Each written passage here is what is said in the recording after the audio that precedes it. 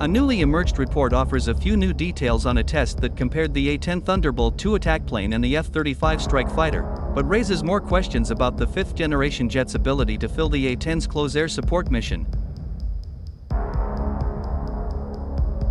The classified report, completed in February 2022 by the Defense Department's Office of Test and Evaluation, was recently released with heavy redactions to the Project on Government Oversight, which sued the Pentagon in federal court after its FOIA request for the report was denied. The report describes the results of a close air support flyoff between the F-35A and the A-10C, which was mandated by Congress in the 2017 National Defense Authorization Act and carried out in 2019. The test was conducted in low and medium threat environments and not in a hostile or high threat environment because the F-35A, along with the F-35B and F-35C, is being thoroughly evaluated during F-35 IOT and high threat scenarios versus modern, dense, surface-to-air missile and fighter aircraft, missions for which the A-10C was not designed, the report said.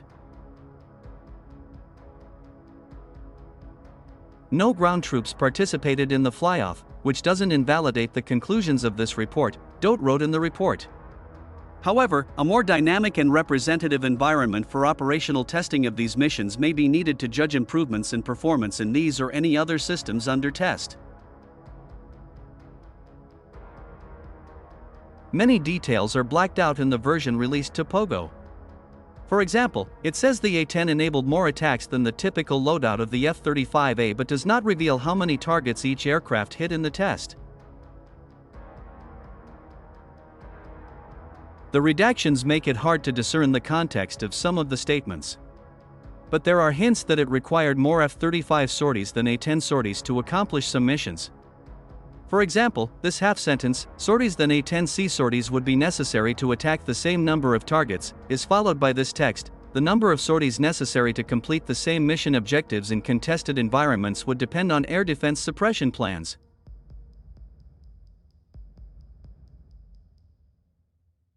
That may stem in part from the A-10's ability to carry more munitions. The attack plane was designed around a massive GAU-8 30mm gun that holds 1,350 rounds of ammunition, while the F-35's GAU-22 25mm gun can only carry about 181 rounds.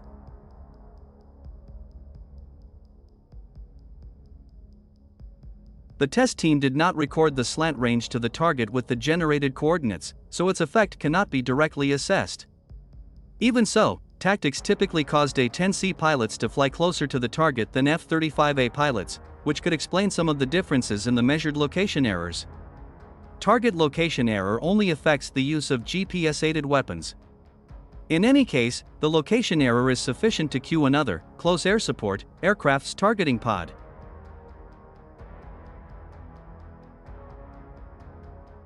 The report also noted that the newer gun hasn't always managed to shoot straight.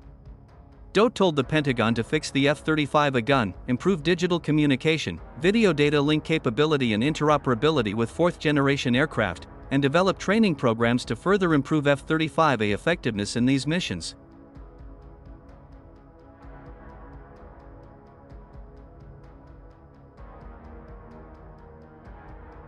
Russ Gomir, a spokesman for the F-35 Joint Program Office, told Defense One that the program has improved the gun and the jet's interoperability with fourth-gen fighters and said they are effective.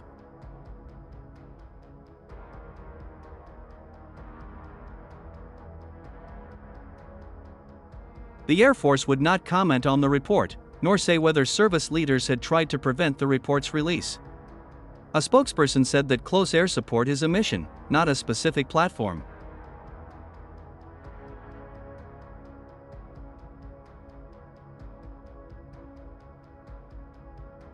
The future force will be inherently close air support capable, with the multi-role capabilities to ensure survivability in all scenarios.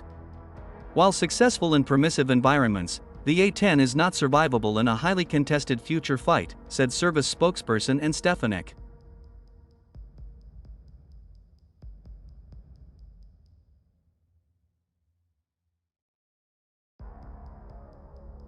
The U.S. military has made heavy use of the A-10 in recent decades, deploying it to Iraq for multiple conflicts and to Afghanistan against the Taliban.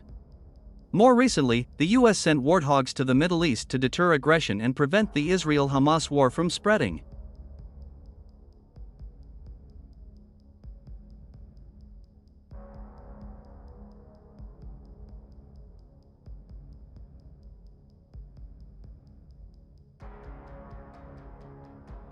Air Force officials have long sought to retire the A-10, which was introduced in 1977 as a Soviet tankbuster. But their arguments that the money would be better put toward more modern aircraft, that satellite and laser-guided bombs were sufficient for close air support missions met fierce resistance from lawmakers whose districts were home to A-10s or the ground troops they protected. Still, recent years appear to be bringing the plane's service to a close.